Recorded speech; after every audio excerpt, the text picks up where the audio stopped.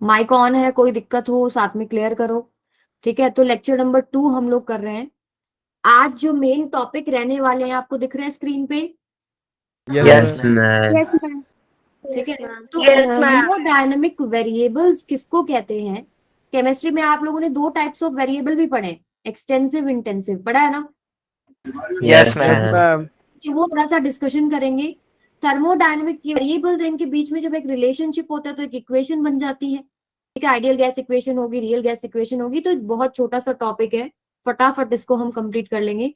ये है major topic, thermodynamic processes. आप सभी को पता है आइसोथर्मल प्रोसेस है, एडियाबैटिक प्रोसेस है, आइसोकोरिक है, आइसोबारिक है। इन सभी प्रोसेसेस को हम लोग डिस्कस करेंगे from the competitive point of view. And जो बोर्ड में जो चीजें इंपॉर्टेंट है, क्या चीजें न्यूमेरिकल में आपको फोकस करनी चाहिए, वो सारी मैं डिटेल में आपको साथ के साथ बताती जाऊंगी। ठीक है, क्लियर है सबको? Yes ma'am. ऑलराइट, तो सबसे पहले लास्ट याद है, लास्ट क्लास में क्या हुआ था? बहुत दिन हो गए लास्ट क्लास को। Work done first law of thermodynamics. Okay, देखो कुछ मेजर फॉर्मूले बता दूं एक बार तो। सीपी बाय सीवी क्या होता है? Ma'am gamma. सीपी का फॉर्मूला डिग्री ऑफ फ्रीडम में क्या होता है? F/2 + 1 बिल्कुल सही। सीवी का क्या होता है? F/2 F/2। और गामा का डिग्री ऑफ फ्रीडम में क्या हो जाता है? 2/F + 1। ठीक है, तो ये वाले जो फॉर्मूले आपको पता होने चाहिए, क्योंकि ये थर्मोडायनेमिक्स के न्यूमेरिकल्स में यूज होते हैं। ऑलराइट, ये केटीजी में हम लोगों ने सारा पार्ट किया था। और एक और चीज, इंटरनल एनर्जी हम लोग क्या लिखते हैं? NCV delta T NCV of delta gas. T। ये हमेशा ट्रू होता है जब भी कोई भी प्रोसेस हो। ठीक है, उसके बाद हम लोगों ने लास्ट जो क्लास दी थी बेटा, उसमें डिस्कस किया था जैसे कि सबसे पहले हीट, जिसको हम Q से रिप्रेजेंट करते हैं। अगर हीट एब्जॉर्ब होती है सिस्टम के अंदर तो वो साइन क्या लोगे मैम आप लोग? Positive. Positive. Heat absorbed by the system या given to the system, absorbed by the system। ठीक है, नेगेटिव कब लेते हैं? मैम जब रिलीज होती है। Yes, बिल्कुल सही, रिलीज बाय द सिस्टम। ये पाथ फंक्शन है या स्टेट फंक्शन है? Path function. Ma'am path function. Alright, इसके बाद हम लोगों ने डिस्कस किया था इंटरनल एनर्जी के बारे में, जिसको हम लोग U से रिप्रेजेंट करते हैं। ठीक है, मान लीजिए एक गैस है इसमें हमारे पास, तो एक गैस के पास 2 तरीके की एनर्जी होती है, पता है आप लोगों को। एक पोटेंशियल एनर्जी होती है, यस, काइनेटिक एनर्जी होती है। एक जो मॉलिक्यूल्स के बीच में इंटरमॉलिक्यूलर फोर्स ऑफ अट्रैक्शन होता है, उसकी वजह से पोटेंशियल एनर्जी होती है। आइडियल गैस के केस में पोटेंशियल एनर्जी हम लेते नहीं है, सिर्फ काइनेटिक एनर्जी लेते हैं। ठीक है, तो Yes, टोटल ma'am। आपके पास अगर साइक्लिक प्रोसेस है तो उसके लिए इंटरनल एनर्जी क्या होती है? Ma'am 0। Delta U for cyclic 0। क्यों होती है 0? क्योंकि ये एक स्टेट फंक्शन है। इनिशियल और फाइनल पोजीशन पर डिपेंड करेगा। यस, सेम हो जाती है। क्लियर है सबको? फिर हम लोगों ने पढ़ा था वर्क डन के बारे में कुछ। वर्क डन या तो हम लिखते हैं P डेल्टा V। प्रेशर जब कांस्टेंट है तो सिंपली प्रेशर मल्टीप्लाई बाय में वॉल्यूम का डिफरेंस। अगर प्रेशर कांस्टेंट नहीं है तो हम लोग इंटीग्रेट करते हैं, PD वॉल्यूम 1 से वॉल्यूम 2 तक जाता है। तो आपसे अगर मैं पूछूं ये चीज कि मेरे को बताओ कि इस पर्टिकुलर प्रोसेस में A to B ये जा रहा है, ये PV डायग्राम है, इसमें वर्क डन क्या होगा? या तो आप कैलकुलेट करो, area under the curve. Area under the curve. अगर मैं आपको ऐसे दूं कि साइक्लिक प्रोसेस है तो वर्क डन क्या होगा? साइकिल का area of the cycle. Area जो इसने एनक्लोज कर दिया। और आप साइन कैसे लेते हैं? जब आपके पास क्लॉकवाइज है तो पॉजिटिव और एंटी क्लॉकवाइज है नेगेटिव। ठीक है, वर्क डन पाथ फंक्शन है, स्टेट फंक्शन है? Path function. बिल्कुल सही बात। और इसके बाद हम लोगों ने डिस्कस किया था फर्स्ट लॉ ऑफ थर्मोडायनेमिक्स। इसका दूसरा नाम क्या है? Conservation of energy. बिल्कुल सही। यस बेटा, डेल्टा क्यू अगर सिस्टम को हीट दिया है that will be use in two parts, या तो उसके इंटरनल डेल्टा एनर्जी U बढ़ी है, plus delta W. Delta W कुछ काम करने में गैस जो है हीट को यूज कर रही है। इसका दूसरा नाम वही जो आपने बताया, law of conservation of energy. यहां तक हम लोग कर चुके हैं। आज इसके हम कुछ न्यूमेरिकल्स लगा लेते हैं। ठीक है, क्लियर है सबको? Yes, Yes, ma'am. ma'am. Yes, ma'am. Yes, ma'am. करो solve. Internal energy change in a system that has absorbed 2 kilocalorie of heat and done 500 joule of work। क्या दे रखा है बताओ? निकालना क्या है? डेल्टा Ma'am, यू निकालना delta है। U. 7900 joule. 7900 joule is the right answer. Very good Deepak, इतने शॉर्ट टाइम में बताया है। इसका नीट जरूर क्लियर हो जाए। अच्छा दिया था क्या? ठीक है। That has absorb 2 kilo. हाँ जी बेटा, Ma'am, could you देखो ये send बताइए। the previous class? Ma'am, could you send the previous class notes? हाँ जी बेटा, मैंने वहां पे अपलोड कर रखा है ना bit.ly लिंक जो है उसके अंदर, चेक किया Okay, आपने? ma'am. Thank you so much, ma'am. Okay, ma'am. ठीक है, हाँ वहां आप देख लो, वहां पे मिल जाएगा, और नहीं भी होगा तो मैं दोबारा से चेक कर दूंगी। वैसे आई थिंक मैंने डाल दिया था। तो डेल्टा क्यू आपके पास क्या है? 2000। साइन क्या हो जाएगा बेटा? पॉजिटिव, क्योंकि एब्जॉर्ब किया ना सिस्टम ने। Yes, ma'am. सिस्टम ने एब्जॉर्ब किया है, उसने कुछ काम किया है, यानी work done by the system भी हम लोग क्या लेते हैं? पॉजिटिव। कितना हो जाएगा? 500। तो सिंपली आपको क्या करना है? Delta Q is equal to delta U plus delta W ma'am joule निकालना में है। कन्वर्ट करेंगे ना हीट को? हाँ, इसको जूल में करना है, इसको 4.2 से 4.2 मल्टीप्लाई कर लेना। ठीक है, पुट करोगे यहाँ पर डेल्टा क्यू माइनस में delta W, this is equal to delta U आ जाएगा। डेल्टा क्यू की वैल्यू हो जाएगी 4.2 इंटू 2000 माइनस में 500। ये आप सॉल्व करेंगे बेटा तो क्या आएगा आंसर? डी। क्लियर है Yes, सबको? ma'am. Yes, ma'am.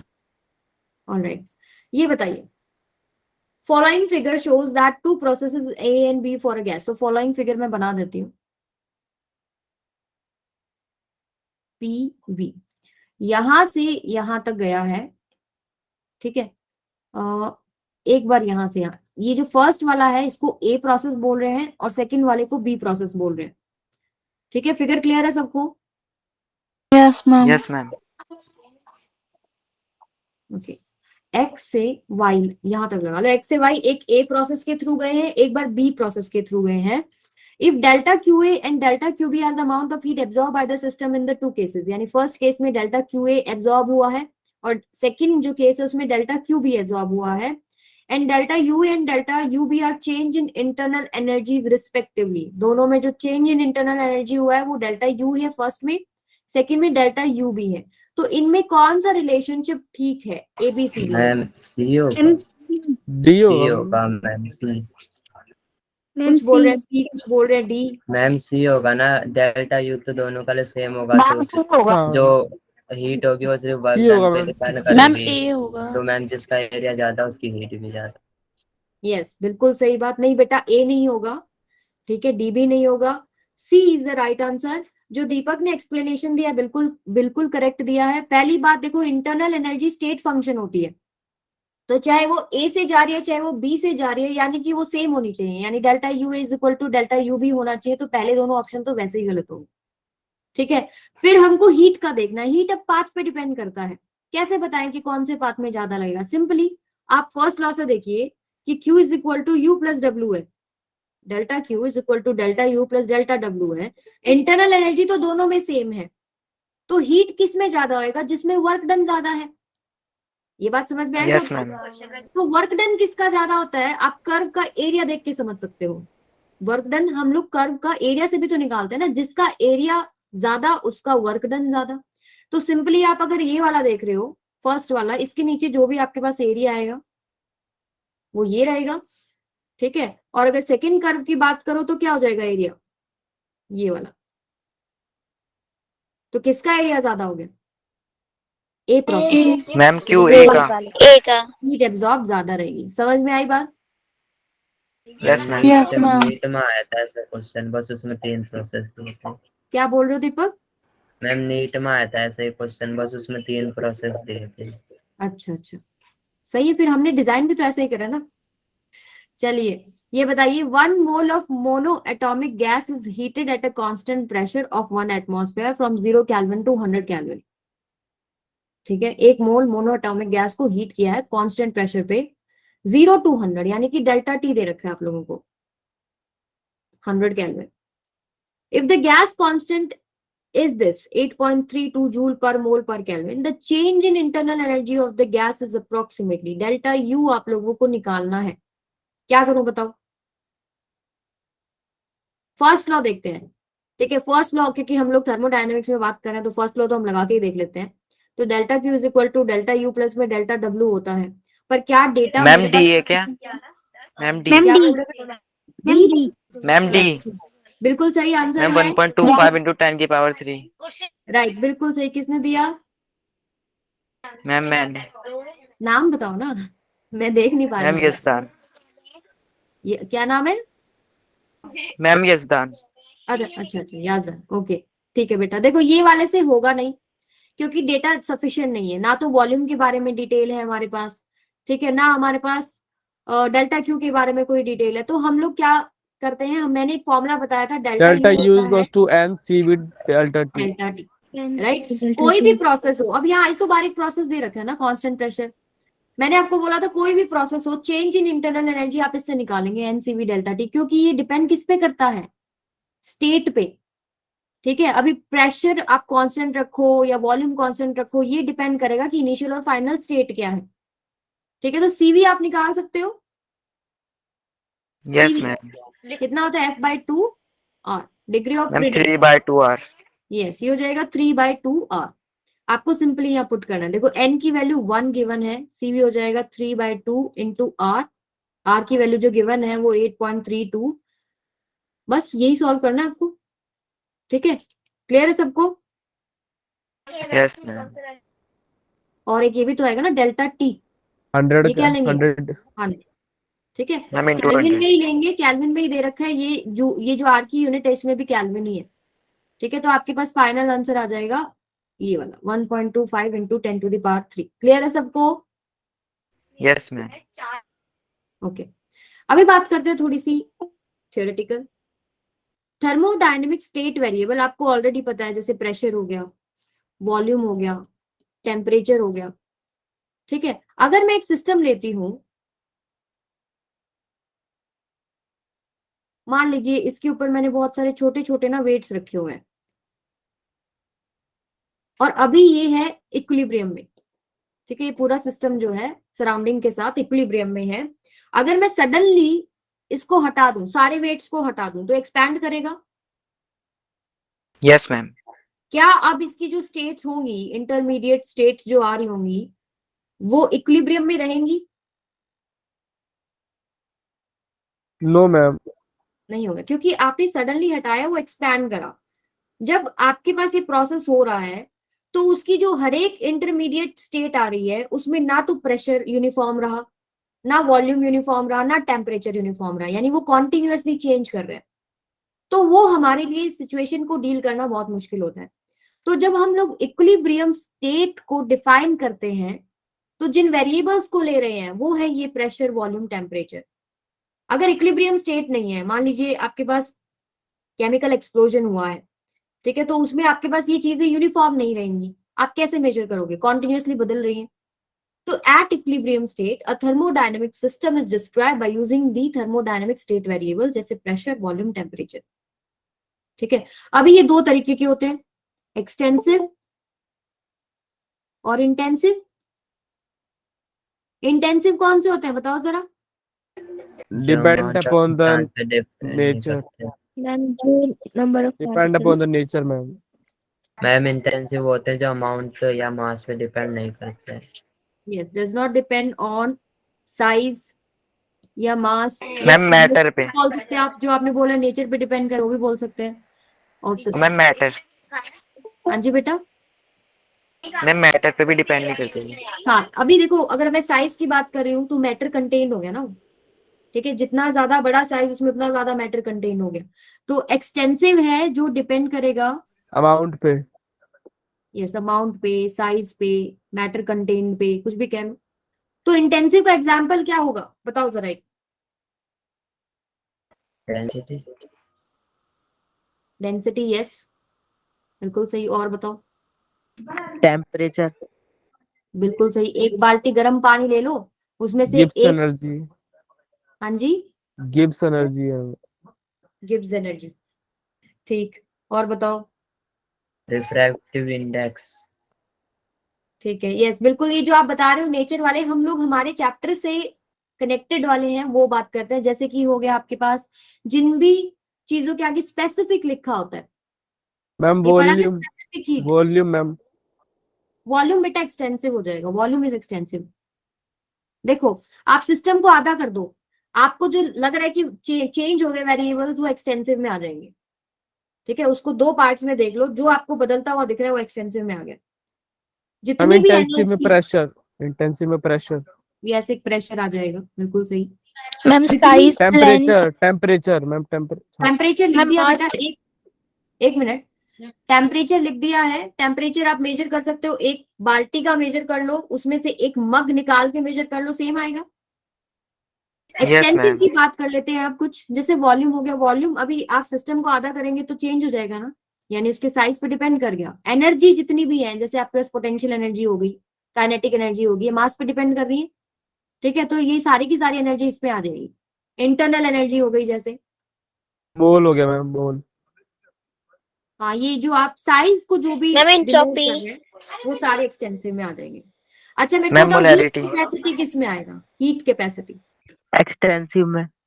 Yes, heat capacity आएगा यहाँ। एक्सटेंसिव। हीट कैपेसिटी अब डिपेंड करता है कि सब्सटेंस का 1 डिग्री सेल्सियस टेम्परेचर बढ़ाना है। अब सब्सटेंस है कितना, आपके पास इतना है, इतना है या इतना है, तो जितना आपके पास सब्सटेंस का साइज रहेगा उतना ही आपको हीट देना पड़ेगा। ठीक है, तो ये जनरल सा टॉपिक था जो कि आप लोग केमिस्ट्री में भी ऑलरेडी पढ़ चुके हो।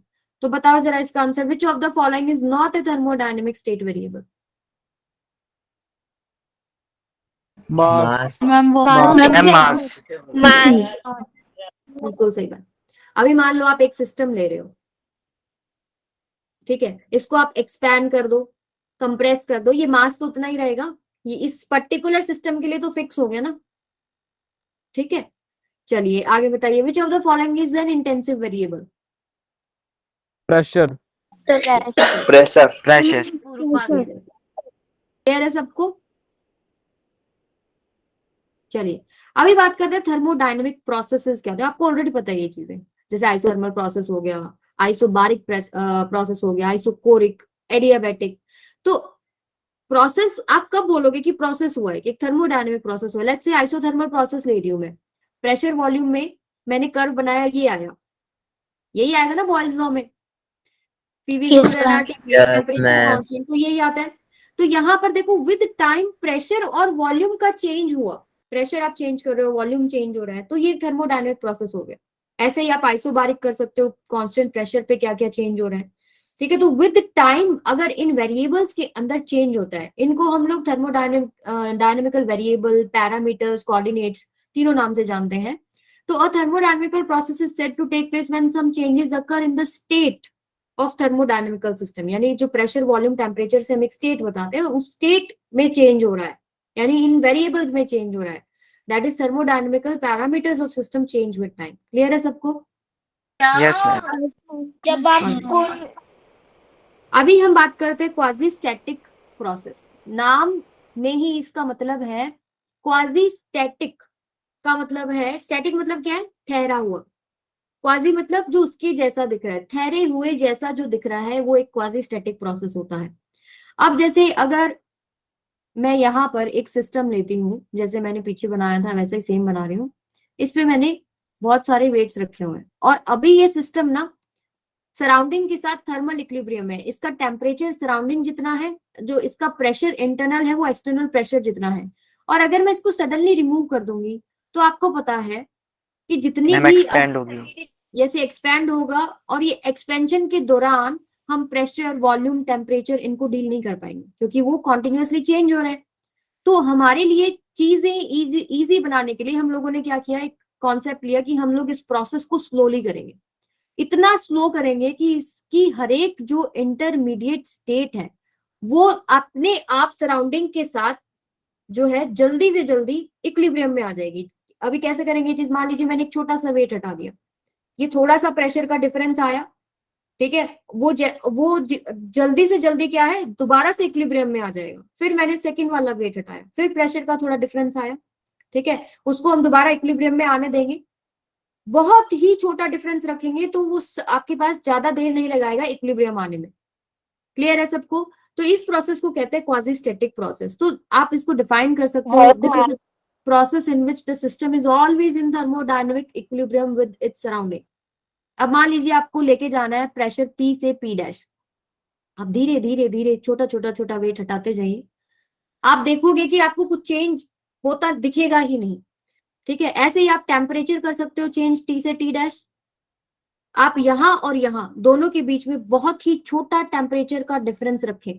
अगर ज्यादा टेम्परेचर का डिफरेंस रखेंगे तो नॉन इक्विलिब्रियम स्टेट हो जाएगी, आपके पास हीट जो है वो ज्यादा फ्लो करेगी। तो यहाँ क्या करेंगे, हम दोनों के बीच में, सिस्टम और सराउंडिंग के बीच में बहुत छोटा टेम्परेचर डिफरेंस जो है क्रिएट करेंगे, सो दैट वो फटाक से जो इक्विलिब्रियम है उसको मेंटेन करता रहे सिस्टम। जितने भी हम लोग प्रोसेसेस डील करेंगे सारे क्वाजी स्टैटिक से ही डील करते हैं, जब तक कि आपको बोला नहीं गया हो कि आपको एक फास्ट प्रोसेस करना है, लेट्स से एडियाबैटिक प्रोसेस करना है। एडियाबैटिक प्रोसेसेस फास्ट होते हैं, वहां हमको ये चीज चाहिए कि हीट ना आए और ना जाए, ठीक है। क्लियर है सबको? Yes ma'am. Yes, ma'am.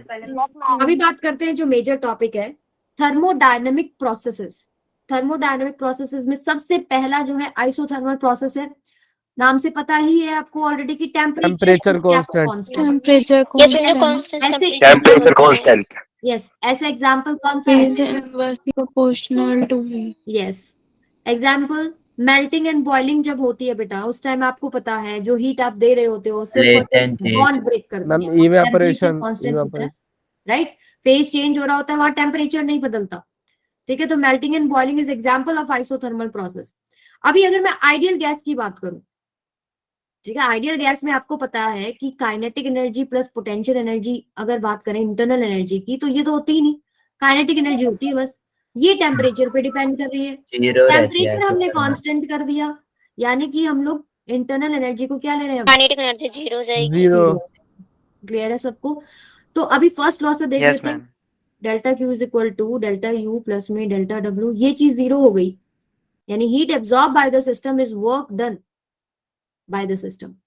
But actually में सारी हीट जो है वर्क में पूरी की पूरी कन्वर्ट नहीं होती, लिमिटेशन है, right. Second law of thermodynamics. ये सेकंड लॉ ऑफ थर्मोडायनेमिक्स हो जाता है, सारी की सारी कन्वर्ट नहीं होती है, ठीक है। कुछ ना कुछ लॉसेस, कुछ ना कुछ एनर्जी लॉस रहता है, इसका मतलब कि परफेक्ट आइसोथर्मल प्रोसेस भी नहीं है, ठीक है। हम लोग आइडियल कंडीशंस लेते हैं, हम लोग क्या करते हैं कि जो सिस्टम ले रहे हैं हम लोग, जो यहाँ पे मान लीजिए कोई गैस ली, हम क्या करेंगे, ये जो इसकी वॉल है इसको परफेक्टली कंडक्टिंग रखते हैं, परफेक्टली कंडक्टिंग, कि इसको जैसे ही जरूरत पड़े इसको हीट मिल जाए, ठीक है। और दूसरा हम लोग क्या करते हैं, जो प्रोसेस है उसको स्लो मैम करते हैं, बहुत स्लो करवाते हैं यस, process। बहुत स्लो प्रोसेस करेंगे हम लोग। अभी जैसे ही ये थोड़ा सा एक्सपैंड होगा, बाहर से सराउंडिंग से हीट ले लेगा, इसको काम करना पड़ेगा ना एक्सपेंशन में, वो एनर्जी जो चाहिए वो बाहर से ले लेगा, तो सिस्टम का जो टेम्परेचर है वो नहीं बदलेगा। आई बात समझ में? जो हीट ली उससे काम कर दिया, जो हीट ली उससे काम कर दिया, और ये प्रोसेस बहुत ही स्लो चलेगा।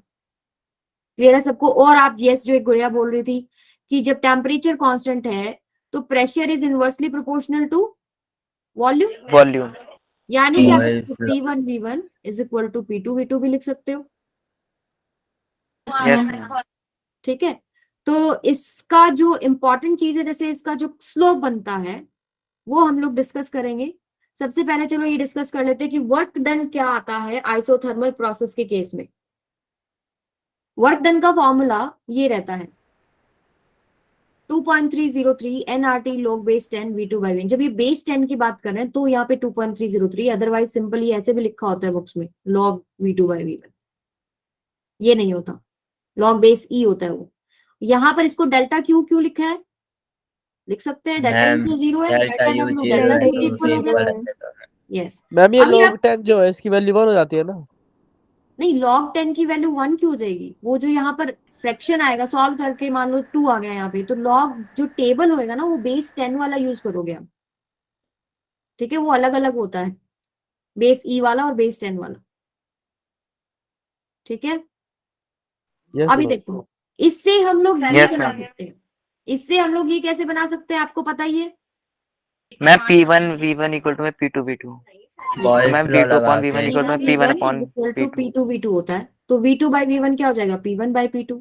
इसकी दो चार और P1 by फॉर्म्स भी P2. पॉसिबल है। जो ये एनआरटी दिख रहा है ना आपको, PV एनआरटी की डिफरेंस जगह आप पुट कर सकते हो, क्या क्या चीजें पुट कर सकते हो, PV ma'am PV.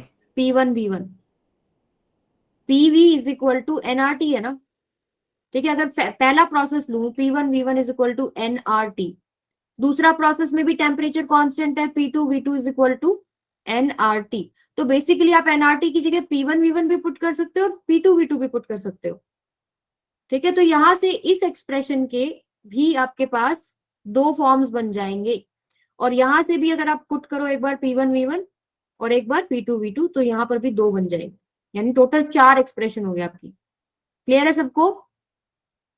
Yes, ma'am. Yes, ma'am. Yes, ma'am. Yes, ma'am. तो इसका जो Yes. नेक्स्ट है वो कर्व डिस्कस कर लेते हैं बेटा। प्रेशर वॉल्यूम में pressure inversely proportional to volume है, तो कर्व कैसा आता है, इस तरीके से। मैम प्रेशर घटता जा रहा है, वॉल्यूम हाइपरबोला बढ़ता जा रहा है. मैम Yes, प्रेशर आपके पास ज्यादा है, वॉल्यूम कम है, वॉल्यूम ज्यादा है, प्रेशर कम है, तो स्ट्रेट लाइन नहीं होता, ये हमेशा याद रखिए, ठीक है। अभी यहाँ पर अगर मेरे को Yes, स्लोप ma'am. निकालना है, स्लोप निकालने के लिए मुझे क्या निकालना पड़ेगा, DP by DV yes DP. आप कैसे निकालते हैं स्लोप, एक छोटा सा ट्राइंगल लेते हैं, ये वाला जो है डीपी फैक्टर हो जाता है, ये डीवी हो जाता है, डीपी बाय डीवी ही आपके पास स्लोप होता है। तो डीपी बाय में डीवी कैसे निकालूंगा मैं, देखो PV is equal to constant है ना यहाँ पे, यस मैम ठीक है। इसको दोनों तरफ डिफरेंशिएशन कर लो, ये कलर दिख रहा है आप लोगों को ऐसे, बहुत। Yes, ma'am. Pressure differentiation of volume plus में DP V this is equal to 0। अभी यहां से निकाल लेते हैं डीपी बाई डीवी, तो डीपी बाई डीवी कितना आ जाएगा बच्चों, अगर मैं लिखूं तो माइनस पी बाई वी बन रहा है ना, minus P by V Yes, ma'am. इसको अभी तो रखो दिमाग में, जब हम एडियाबैटिक करेंगे वहां इसको कंपेयर करेंगे, ठीक है। एडियाबैटिक में यही जो स्लोप है वो गामा टाइम्स हो जाता है, तो इसको गामा अभी आता है। बैक ऑफ द माइंड रखें। क्लियर है सबको? अच्छा, Yes, इसका ma'am. डेरिवेशन आता है आप लोगों को, यस मैम वर्क डन निकालना, इंटीग्रेशन PdV में NRT upon V रख देंगे। यस वर्क डन निकालना आइसोथर्मल का बहुत आसान है, सिंपली मैम यस आता है लास्ट में 2.30 वाला बोल रहे हो ना आप? वो 2.303 तो आप मल्टीप्लाई कर लेना, आपके पास NRT log V2 by V1 आ जाएगा। चलो मैं बता देती हूँ फटाफट। पीवी इज इक्वल टू होता क्या है, एनआरटी होता है ना, यहाँ पर प्रेशर कांस्टेंट नहीं है, देखो प्रेशर चेंज हो रहा है, तो यहाँ पर हम लोग पी की वैल्यू निकाल के पुट कर लेते हैं एनआरटी बाय में V, ठीक है। यहाँ जब हम पुट करेंगे V1 by V2 NRT by में एन V, आर बाहर आ जाएगा एट कांस्टेंट। एनआरबी और टीबी तो आइसोथर्मल में कांस्टेंट है, तो 1 Yes, by Yes, ma'am. Of DV, और इसका इंटीग्रेशन क्या होता है, ma'am log. Log base C yes 1 by x का with respect to dx log x हो जाता है, तो ये हो जाएगा log v nrt log v, और लिमिट हो जाएगी बेटा v1 से v2 V2 तक nrt log v2 by V2 माइन मैम V2 minus V1 फिर log V2 upon V1 लिख सकते हैं इसको. Yes ma'am. क्या बोल रहे हो बेटा, मैम पहले ma'am log V2 minus V2 log V1 को हम log इसमें V2 limit upon put V1 लिख करोगे ना, सकते हैं. यस वो log की दो चार प्रॉपर्टीज पता होनी चाहिए आप लोगों को। ऊपर वाली लिमिट पुट करेंगे log v2 minus log v1, ये होता है बेटा log a मैम माइनस इसको log V2 upon V1. हाँ, और अगर आपके पास प्रोडक्ट में हो तो क्या होता है, मैम ऐड हो प्लस हो जाता है. जाता है। यस अगर आपके पास log a भी यानी log a plus log b हो जाता है। ये छोटी मोटी बातें आपको पता होनी चाहिए। मैम ये 2.3 हाँ, अगर इसको ही बेटा 2.303 से मल्टीप्लाई कर दें एंड RT log बेस 10 आ जाएगा v2 बाय में v। मैम मेरे को पूछना था कि हाँ। ये वाली वैल्यू 2.30 वाली हम कब ऐड करें, मतलब मल्टीप्लाई करेंगे और कब नहीं? ये बेटा क्वेश्चन में आपको गिवन होगा, ये क्वेश्चन के अकॉर्डिंग ही आप लोगों को वैल्यूज पुट करनी है। अगर ऐसे कोई चीज आपको नहीं पता, मान लीजिए लॉग में ऐसा कुछ आंसर आता है कि आपको उसकी वैल्यू नहीं पता, तो वो ऑलरेडी गिवन होगी आपको, ठीक है। बाकी आप लोग थोड़ा बहुत वैसे लॉग टेबल की तो आपको जरूरत पड़ेगी नहीं, इतना ज्यादा हाई लेवल का क्वेश्चन नो आता है। मैम, मैं ये नहीं पूछ रही थी, मैं 2.30 की वैल्यू कब रखनी थी और कब नहीं रखनी थी मल्टीप्लाई में। वो आपको जो वैल्यूज गिवन होंगी बेटा, मोस्ट प्रोबेबली आपको वैसे यही मिलेगा, ये वाला जो है 2.30। मैम बेस के हिसाब से रख हाँ, देंगे। बेस के हिसाब से रखा जाएगा, वो क्वेश्चन में जो गिवन होगी वो चीज आपको लेना पड़ेगा। अभी क्या होगा, आप लोग क्या करना, क्वेश्चन जो गिवन होगा, आप जो V2 V1 टेम्परेचर RN इनकी वैल्यू है वो तो सेम ही रहेंगी, चाहे आप यहाँ रखो चाहे यहाँ रखो, कोई दिक्कत नहीं है, उसमें तो सेम ही आनी है ना। Yes ma'am. आप जो आंसर निकालेंगे वो आपका फिर जो रहेगा वो लॉग बेस ई के अकॉर्डिंग आएगा, अगर यहाँ पुट करते हो, और यहाँ जो पुट करोगे लॉग बेस 10 के हिसाब से आएगा। ठीक है, ओके मैम। ऑलराइट। तो ऐसे कोई दिक्कत वैसे आएगी नहीं, आप किसी में पुट करो, आप आंसर जो लिखो वो उसमें लिख देना जो आपने अभी हो सकता है यहाँ पर आपका कोई फ्रैक्शन आ जाए 5/7, लॉग बेस 10 5/7, या लॉग बेस ई 5/7। अगर आप इसको ऐसे बेस ई में रिप्रेजेंट करोगे, ठीक है, वो समझ जाएंगे कि आप लोगों ने ये यूज किया है। अगर ये वाला यूज करोगे तो 2.303 लिख के करोगे। क्लियर है मैम सब? MCQ में तो ऑप्शन से पता लग जाएगा। हाँ, वैसे आपको या तो वैल्यूज भी गिवन होंगी, आपको मान लीजिए ऐसा फ्रैक्शन आ गया कि लॉग बेस ई 5/7 निकालना है, तो आप ऐसे तो नहीं निकाल सकते बिना टेबल के, तो आपको वो वैल्यू गिवन होगी, या तो लॉग बेस 10 में गिवन होगी या लॉग बेस ई में गिवन होगी, तो उसके अकॉर्डिंग आप फॉर्मूला उठा सकते हो। ठीक है, ओके मैम। Okay ma'am. चलिए अब बात करते हैं बेटा एडियाबैटिक प्रोसेस की। इन एन एडियाबैटिक प्रोसेस आपको ऑलरेडी पता है डेल्टा क्यू 0 होता है, या ना तो यहाँ पर एंटर होती है हीट, ना यहाँ से एग्जिट होती है। ठीक है, तो इसके अच्छा। लिए हम लोग आइडियल कंडीशन क्या लेते हैं, हम लोग अगर सिस्टम ले रहे हैं तो हम लोग यहाँ पर इस प्रोसेस को सबसे पहले बहुत फास्ट करते हैं। ठीक है, कि मौका ही नहीं मिले हीट को आने और जाने का। दूसरा चीज, सडन प्रोसेस है। ये सडन प्रोसेस है। दूसरा चीज, ये जो वॉल्स है इनको परफेक्टली इंसुलेटेड रखते हैं, परफेक्टली इंसुलेटेड। ठीक है, अभी अगर डेल्टा क्यू 0 है तो फर्स्ट लॉ से चेक करते हैं क्या क्या चीज ऑलरेडी 0 हो गई है। Delta Q is equal to delta U plus delta W होता है, ये चीज 0 है, यानी कि आपके पास internal energy negative of work done है, या आप ऐसे भी लिख सकते हो वर्क डन आपके पास नेगेटिव ऑफ इंटरनल एनर्जी है। समझ में आई बात? अब इसका मतलब यस मैम। जैसे मैं आपको Yes, एक ma'am. एग्जांपल से बताती हूँ, बहुत कॉमन एग्जांपल है टायर बर्स्टिंग का। सुना है किसी ने टायर बर्स्ट होते हुए? Yes Yes, ma'am, ma'am. एकदम Yes, cool हो ma'am. जाता है। यार बहुत तेज आवाज आती है। ठीक है, तो वहां जो ये प्रोसेस है वो सडन प्रोसेस है। ठीक है, वहां आप देखो गैस अगर एक्सपैंड हो रही है, मान लीजिए अगर ये सिस्टम एक्सपैंड होता है, ये पिस्टन अगर एक्सपैंड होता है, इसको काम करना पड़ रहा है ना सिस्टम को, तो सिस्टम या तो एनर्जी बाहर से ले, काम करने के लिए एनर्जी कहाँ से लेगा, अगर बाहर से नहीं आ रही है तो इसकी खुद की इंटरनल मैम एनर्जी को इंटरनल एनर्जी यूज कर देगा। यस, तो टायर जब बर्स्ट होता है तो अभी वहां गैस एक्सपैंड होती है, वो गैस अब कहाँ से हीट लेगी, वो सडन प्रोसेस है बहुत ज्यादा, तो वो सिस्टम खुद की ही जो गैस की इंटरनल एनर्जी है उसको लेती है। तो जो हवा आती है ना बर्स्टिंग के बाद बाहर, वो थोड़ी कूल आती है, कूलिंग इफेक्ट होता है हवा से। टेम्परेचर लो हो जाता है। यस, इंटरनल एनर्जी अगर कम होती है तो टेम्परेचर आपके पास क्या हो जाता है, ड्रॉप कर जाता है। ठीक है, तो ये जो नेगेटिव साइन है इसका मतलब भी यही है कि ये जो वर्क डन है this is at the cost of internal energy, वहां इंटरनल एनर्जी डिक्रीज होती है। ठीक है, इसका दूसरा एग्जाम्पल थर्मल फ्लास्क का भी है। ये तो था जब सिस्टम काम कर रहा था, हीट बाहर से नहीं ले सकता था। अगर हम सिस्टम के ऊपर काम करते हैं, मान लीजिए मैंने थर्मल फ्लास्क लिया और मैं उसको बहुत जोर से शेक कर रही हूँ, मैं उस सिस्टम के ऊपर काम कर रही हूँ ना, अब वो मैं जो टेम्परेचर बढ़ हीट, जाता यस मैं हीट दे रही हूँ, वो कहाँ जाएगी, वो हीट कहाँ जाएगी, वो है। उसकी इंटरनल इंटरनल एनर्जी एनर्जी बढ़ा को देगा। बढ़ाएगी। इंटरनल तो एनर्जी। उसमें जो भी चीज रखी है आपने पीने के लिए, वो थोड़ा टेम्परेचर उसका हाई हो जाएगा, क्योंकि अभी वो हीट को बाहर तो भेज नहीं सकती, डेल्टा क्यू 0 है एडियाबैटिक प्रोसेस में। ठीक है, क्लियर है सबको ये चीजें? Yes ma'am. Yes ma'am. इसमें देखो कुछ इक्वेशन है, देखो ये वाली इक्वेशंस ना अगर आप नीट या कोई भी प्रिपरेशन कर रहे हैं आपको पता होनी चाहिए बेटा।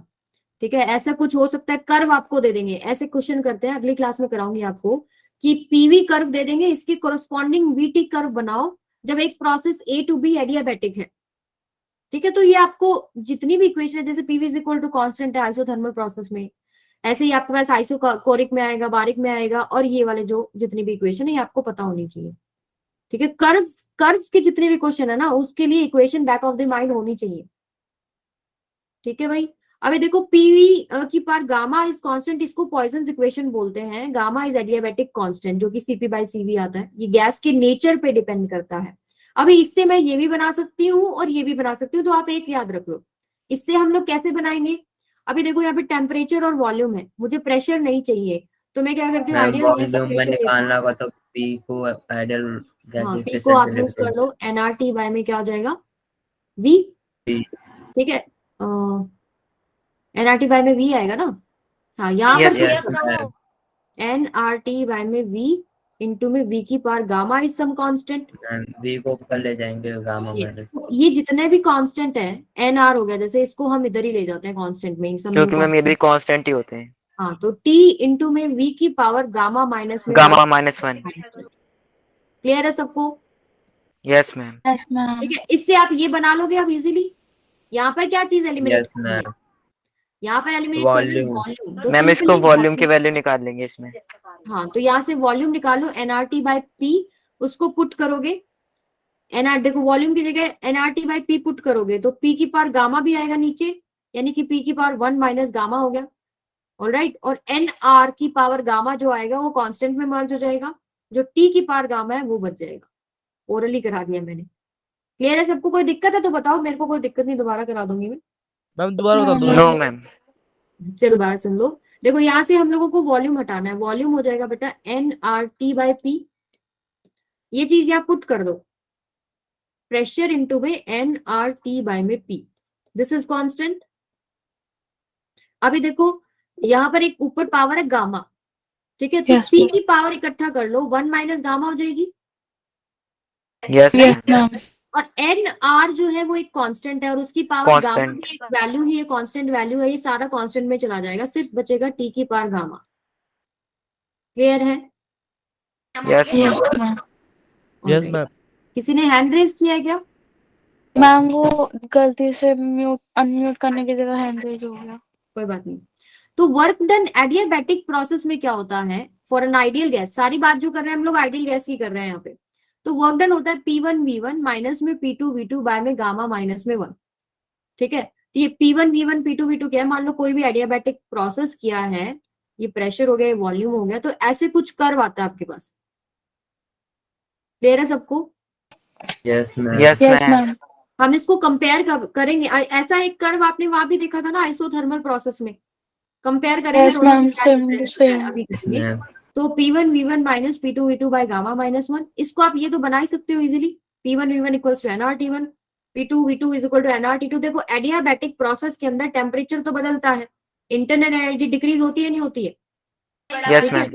प्रेशर भी चेंज हो रहा है, वॉल्यूम भी चेंज हो रही है, तो यहाँ पर T1 T2 की फॉर्म में ये फॉर्म आ गया। तो इसके देखो दो डेरिवेशन होते हैं, एक मैं आपको नोट्स में प्रोवाइड कर दूंगी, एक जो शॉर्ट फॉर्म है वो हम लोग समझ लेते हैं।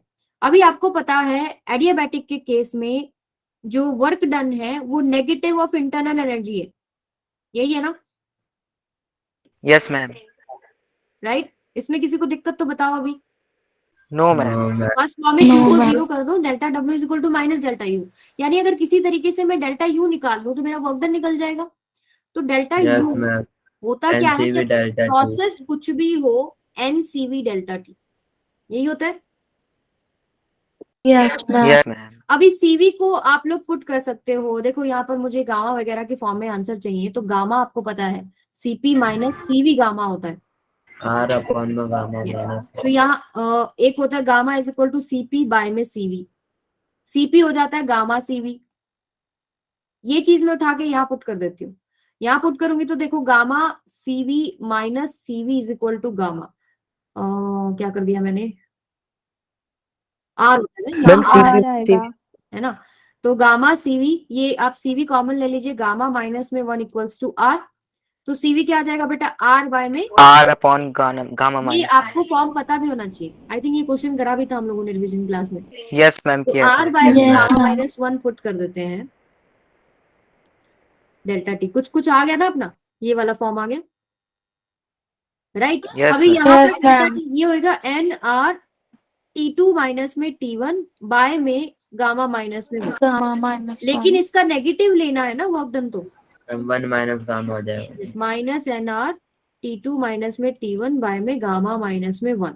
तो आप इस माइनस को अंदर ले जाओ, तो ये आपके पास यही सेम फॉर्म बन जाएगा, एन आर T1 माइनस में T2 बाय में गामा माइनस में 1। क्लियर है सबको? ये था तरीका मैम इंटरनल आपने एनर्जी वो को माइनस के बारे में क्या बोला? ये वाला माइनस, यस मैम। ये बेटा वर्क डन क्या है, इंटरनल एनर्जी का नेगेटिव। एडियाबैटिक प्रोसेस के अंदर वर्क डन होता है क्या, माइनस ऑफ डेल्टा यू, क्योंकि डेल्टा क्यू जीरो हो जाता है ना, Q is equal to U plus W है। Yes ma'am. ठीक है, तो अभी हमने निकाला सबसे पहले इंटरनल एनर्जी, तो वो आया n R into T2 minus T1 by में गामा माइनस में 1। लेकिन एक्सप्रेशन में T1 माइनस में T2 है, तो ये इसीलिए आ रहा है आपका अलग, क्योंकि हम लोगों ने अभी तक नेगेटिव साइन नहीं लिया। तो हम लोगों ने नेगेटिव साइन ले लिया जब इंटरनल एनर्जी के साथ, तो वो डेल्टा डब्ल्यू का फॉर्म आ जाएगा। Okay ma'am. ठीक है, क्लियर है सबको? अच्छा, इसका जो दूसरा Yes, ma'am. तरीका है वो क्या है, हिंट दे देती हूँ मैं, वैसे नोट्स में सारा प्रोवाइड कर दूंगी आप लोगों को। दूसरा तरीका है, कांस्टेंट अपॉन v गामा रख वर्क डन है P dV का इंटीग्रेशन, इस यही ऐसे किया था ना आइसोथर्मल में। यहाँ पर हम Yes, कौन ma'am. सी इक्वेशन लेंगे, P V की power gamma is constant, let's say K। यहाँ पे प्रेशर का फॉर्मूला लिखेंगे हम K बाय में V की पावर गामा, और फिर उसको इंटीग्रेट करते हैं। वो दूसरा एक नॉर्मल तरीका होगा। क्लियर है सबको? Okay ma'am. अभी जो हम लोग करना है डिस्कस वो है कर्व्स। अभी इसका स्लोप डिस्कस कर लेते हैं। एडियाबैटिक कर्व का स्लोप डिस्कस करने के लिए एक इक्वेशन उठानी पड़ेगी। कौन सी उठाऊं? P V की पावर गामा, गामा कांस्टेंट। दोनों तरफ डिफरेंशिएशन कर दो। P, मैम कांस्टेंट को K भी लिख सकते हैं ना? हाँ कुछ भी लिखो, कांस्टेंट को K लिखो, A लिखो, B लिखो। ठीक है, तो P गामा पावर आगे आ गई, तो V की पावर गामा माइनस में 1 dV प्लस में सेकंड वाला एज इट इज फर्स्ट वाले का dP, this is equal to 0। इसका कर्व बेटा कुछ इस तरीके का आएगा, कुछ ऐसा।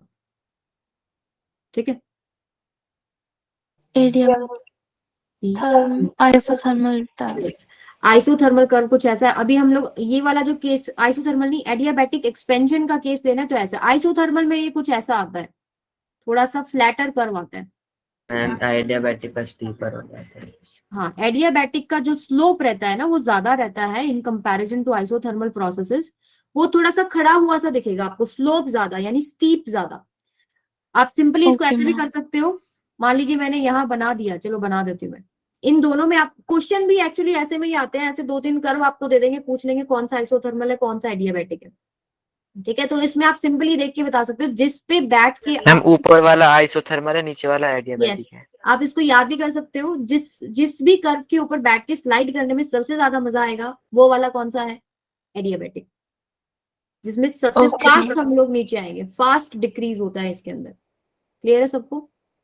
Yes ma'am. Okay ma'am. ठीक है, तो यहाँ पे dp बाई dv निकाल सकते हैं हम लोग। क्या हो जाएगा, dp बाई dv हो जाएगा p गामा बाय में v की पावर गामा माइनस आई, यही आएगा ना,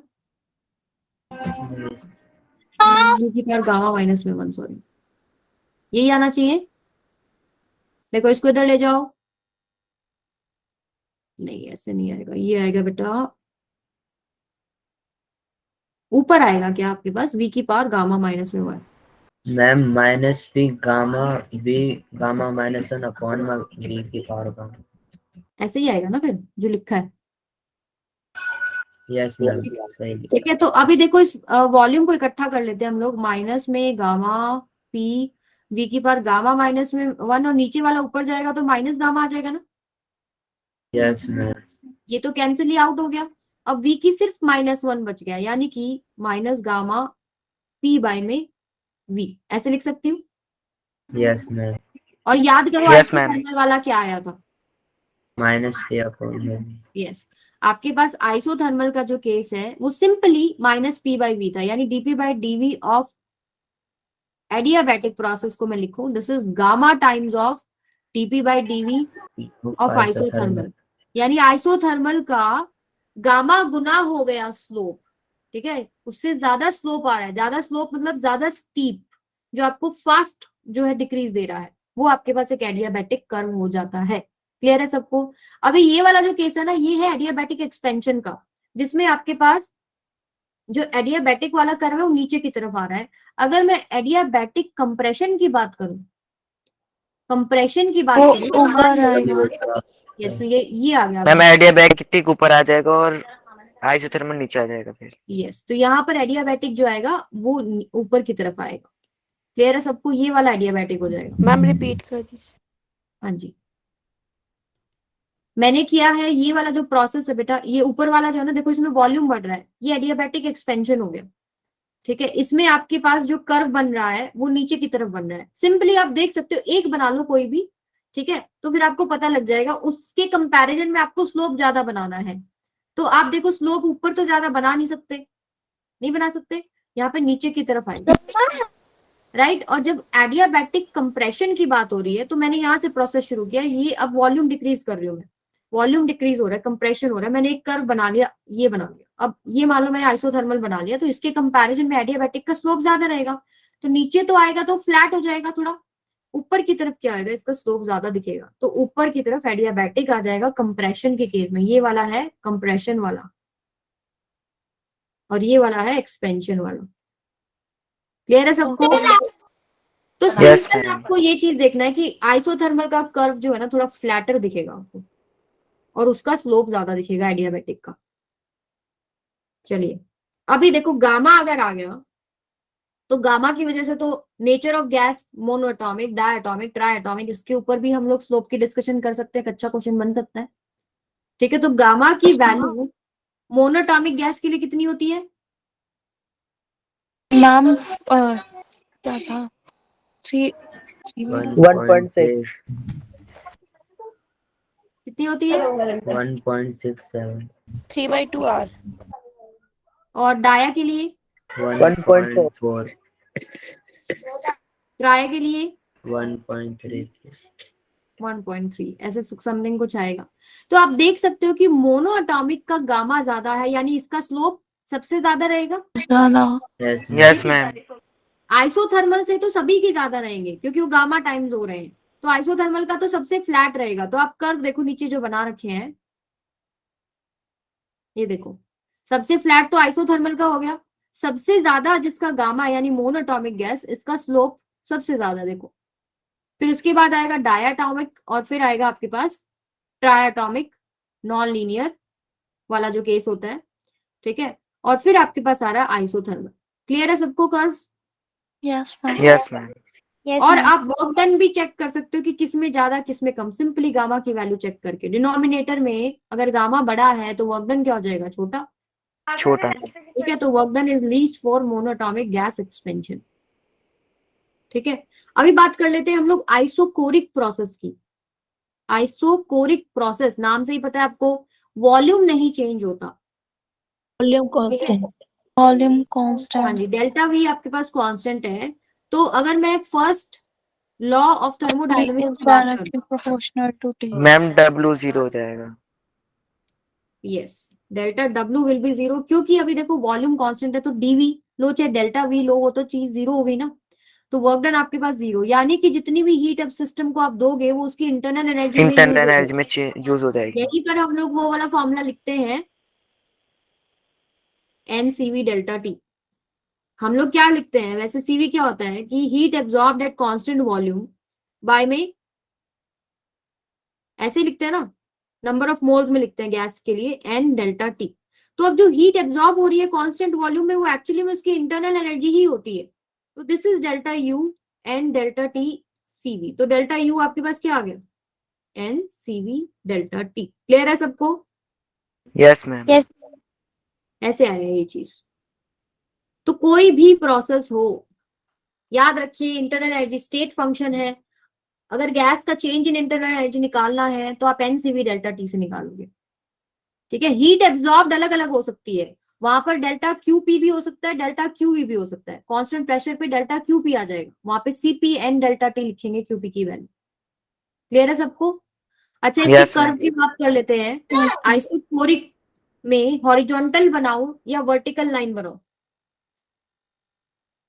मैम वर्टिकल। वॉल्यूम कांस्टेंट है ना, क्या बोला? या तो ऐसे ले लो या ऐसे ले लो, इसका स्लोप क्या हो जाएगा? DP by DV। Ma'am 0। Infinite. जब आपके पास 90 डिग्री होता है मैम 90 तो इनफाइनाइट। क्लियर है सबको? Yes, ma'am. Yes ma'am. Ma'am infinite कैसे स्लोप 90? स्लोप क्या होता है बेटा? डीपी बाई डीवी आप टेंजेंट थीटा जो निकालते हैं वो 90 डिग्री पे Yes, आपका ma'am. हो जाता है। Infinite, not defined. Oh, क्योंकि ma'am volume Yes, constant ma'am. रहता है 0। हाँ, वॉल्यूम नहीं चेंज हो रहा, देखो इस पॉइंट पे ले रहे हैं हम लोग तो स्ट्रेट लाइन ऐसे ही तो आएगा। अब Yes, बात कर ma'am. लेते हैं आइसोबारिक प्रोसेस की। आइसोबारिक प्रोसेस में प्रेशर नहीं चेंज प्रेशर होता, कांस्टेंट। तो वर्क डन आपके पास सिंपली हो जाएगा पी डेल्टा वी। ठीक है, तो अगर इक्वेशन लिखे delta Q is equal to delta U plus में डेल्टा डब्ल्यू, तो वर्क डन तो हो जाएगा P delta V. Internal energy चाहे प्रोसेस कुछ भी हो एनसीवी डेल्टा टी, और ये आपके पास क्या हो जाएगी एनसीपी डेल्टा टी। ये पाथ पे डिपेंड करती है। अब अगर आइसोबारिक है तो क्या लोगे? डेल्टा क्यू पी बाय में n delta T is equal to Cp, तो यहाँ पे निकलेगा n delta T Cp. Clear है सबको? Yes, ma'am. yes. ठीक है, इसका कर्व क्या हो जाएगा? कैसे बनाऊं? प्रेशर कांस्टेंट यानी कि ऐसे आएगा ये। अगर हॉरिजॉन्टल। Ma'am horizontal. एक्सपेंशन तो यहाँ वॉल्यूम बढ़ रहा है, और ये क्या हो जाएगा? कंप्रेशन, जब वॉल्यूम घट रहा है। अभी यहाँ Ma'am, zero. ठीक है, क्लियर है सबको? तो सिंपली जो हीट एब्जॉर्ब हुई वो दो जगह इस्तेमाल हो रही है, या तो उसकी इंटरनल एनर्जी बढ़ा रही है या उसका वर्क डन में लग रही है। क्लियर है सबको? Yes, ma'am. Yes, ma'am. तो देखो सारे के सारे हम लोग एक पिक्चर में देख लेते हैं फाइनल, उसके बाद थर्मोडायनेमिक प्रोसेस डन। तो आपको दिख रहा होगा यहाँ पे बेटा, सबसे पहले देखते हैं एक्सपेंशन। तो एक्सपेंशन में आपको पता है प्रेशर नहीं बदलेगा। आइसोबारिक सॉरी एक्सपेंशन में प्रेशर बदल सकता है डेफिनेटली। हम लोग अगर प्रेशर नहीं बदल रहे तो प्रोसेस कौन सा हो जाएगा? आइसोबारिक। ठीक है, अगर वॉल्यूम नहीं बदल रहे तो ये हो जाएगा आइसोकोरिक।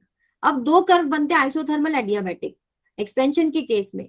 तो आपको पता है कि जो फ्लैटर रहेगा वो आइसोथर्मल है, तो ऊपर आइसोथर्मल आ गया, और इसका देखो स्लोप ज्यादा है तो ये नीचे की तरफ लिखा है। अगर इसी फिगर के अंदर मैं कंप्रेशन की बात करूं तो एडियाबैटिक प्रोसेस कौन सा हो जाएगा? जिसका स्लोप ज्यादा है वो कहाँ आएगा? ऊपर की तरफ कंप्रेशन में, और आपके पास आइसोथर्मल क्या आ जाएगा? नीचे की तरफ। क्लियर है सबको? बच्चों आवाज आ Yes, रही है? ma'am. ओके, तो देखो वर्क डन भी आप देख सकते हो। मान लीजिए एक्सपेंशन वाला केस देखो, एक्सपेंशन वाला केस देखिए, तो देखिए वर्क डन आप सिंपली कर्व को देख के भी बता सकते हैं। जो एरिया अंडर द कर्व है वो किसका सबसे ज्यादा दिख रहा है आपको? सिर्फ एक्सपेंशन को देखो अभी। आइसोबारिक का लग रहा है, आइसोथर्मल का, एडियाबैटिक आइसोबारिक का है, फिर आपके पास आइसोथर्मल आएगा, फिर एडियाबैटिक, और लास्ट रहेगा आइसोकोरिक। क्लियर है सबको? Yes, Yes, ma'am. ma'am. ठीक है, देखो क्वेश्चन कैसा आता है, सिंपली ऐसे पूछ लेंगे। नीट में भी ऐसे क्वेश्चन आए हुए हैं। गिवन डायग्राम शोज 4 प्रोसेसेस, तो इसमें कौन सा प्रोसेस है बताइए? आइसोकोरिक कौन सा है? आइसोबारिक ऊपर वाला मैम डी तो है हमारा isochoric. Yes, D is isochoric. उसके बाद आइसोबारिक कौन सा है? ए। फिर मैम, आइसोथर्मल ए। कौन सा है इनमें से? Ma'am B. बी। और एडियाबैटिक सी। ए। कौन सा डी। हो गया? सी। क्लियर है सबको? Yes ma'am.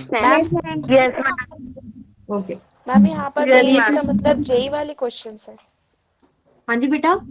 मैम जैसे इसमें लिखा है मेंस 2019, तो मैम ये जेई के क्वेश्चंस है। हाँ, ये जेई का क्वेश्चन है, लेकिन ये क्वेश्चन जो है बेटा नीट में भी आया हुआ है, तो जो क्वेश्चन सेम सेम होते हैं वही हम लोग वहां से उठाते हैं। ठीक है,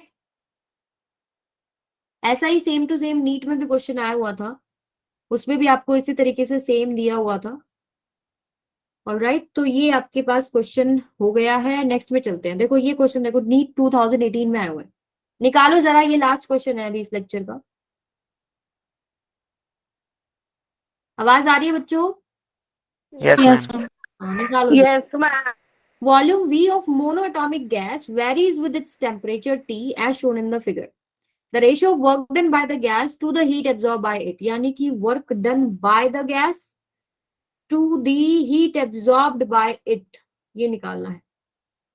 When it undergoes a change from state A to state B, जब A से B जा रहा है। एनी सजेशंस कैसे स्टार्ट करें क्वेश्चन को? मैम क्यू तो एनसीबी डेल्टा टी से निकल जाएगा। क्यों एनसीपी डेल्टा टी क्यों ले रहे हो? कहाँ लिखा है ये मैम चीज? सीवी चल नहीं क्यों? मैम, देखो मुझसे नहीं यही होगा। गड़बड़ करो ना बेटा। Internal energy NCV delta T से निकलती है, लेकिन हीट एक पाथ फंक्शन होता है, ठीक है, वहां आप ऐसे नहीं निकाल सकते। तो सबसे पहले जो कर्व दे रखा है ना आपको, ये ग्राफ दे रखा है, इसको समझो कि क्या चीज कांस्टेंट है। प्रेशर कांस्टेंट है यहाँ पे, ये आइसोबारिक प्रोसेस है। जब प्रेशर कांस्टेंट है तो volume directly proportional to T होता है ना, ऐसे ही होता होगा। PV is equal to n R T, pressure constant V is directly proportional to T. तो इसका जो कर्व आता है बेटा, वो क्या आता है? एक स्ट्रेट लाइन आती है जो ओरिजिन से पास हो रही है, यस ठीक मैम, है। ये थोड़ा यानी कि टिल्ट। प्रोसेस कौन सा है? आइसोबारिक है। आइसोबारिक प्रोसेस में अब हीट एब्जॉर्ब्ड कैसे निकालोगे? एनसीपी डेल्टा टी से। ये अभी प्रोसेस पे डिपेंड करेगा। क्लियर सबको? और okay ma'am. Yes, ma'am. Work done कैसे निकालोगे? देखो आइसोबारिक में प्रेशर कांस्टेंट है, तो वर्क डन तो पी डेल्टा वी हो गया, राइट। तो यहां पर सबसे पहले सीपी बताओ कैसे निकालोगे? गैस कौन सी दे रखी है? Mono atomic gas. F/2 Ma'am, 5/2R. F/2 plus में 1 इंटू आर। यस 5/2R, ठीक है। तो यहां पर अगर मैं पुट करूं, नंबर ऑफ मोल्स मुझे गिवन नहीं है, सीपी मैंने निकाल लिया Ma'am, F/2R। C आंसर है. यस सी आंसर है बेटा, बिल्कुल सही। याजान ने निकाला क्या? Yes, ma'am. बिल्कुल सही बेटा। अभी वर्क डन देखो, पी और डेल्टा वी, क्या मुझे चीजें गिवन है ये? तो पी डेल्टा वी को मैं एन आर डेल्टा टी भी तो लिख सकती हूँ, लिख सकते हैं नहीं? Yes, ma'am. एन आर से यस मैम, एन आर से डेल्टा टी से डेल्टा टी गया, बच जाएगा। क्लियर है सबको? ठीक है, तो ये याद रखें, प्रोसेस कौन सा है? हीट डिपेंड करेगी पाथ के ऊपर। अगर प्रेशर कांस्टेंट है तो Qp is equal to nCp delta T निकालोगे। अगर यहाँ पे इंटरनल एनर्जी पूछा होता तो एनसीवी डेल्टा टी लग जाता, कोई दिक्कत नहीं थी, वो पाथ पे डिपेंड नहीं करता। क्लियर है सबको? कोई भी प्रोसेस हो वो ठीक रहता। आ गया भाई सबको ये? Yes, ma'am. Yes ma'am.